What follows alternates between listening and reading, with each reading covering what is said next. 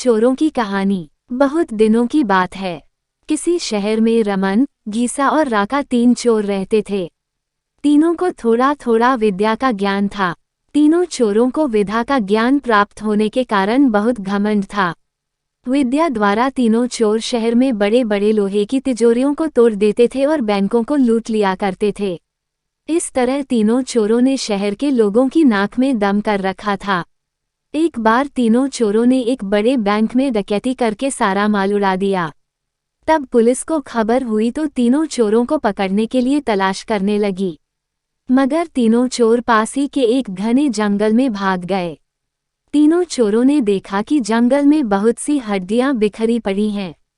रमन ने अनुमान लगाकर कहा, ये तो किसी शेर की हड्डियां हैं।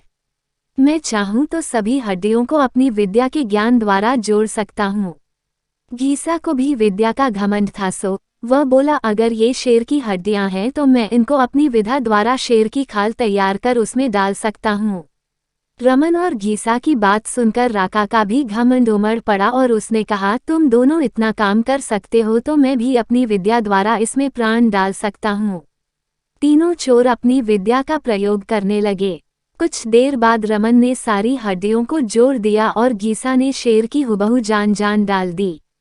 थोड़ी देर में तीनों चोर सामने एक जीवित भयानक शेर को देखकर थर थर कांपने लगे। मगर शेर के पेट में तो एक दाना नहीं था। वह भूख के मारे गरजता हुआ तीनों चोरों पर हमला कर बैठा और मारकर खा गया।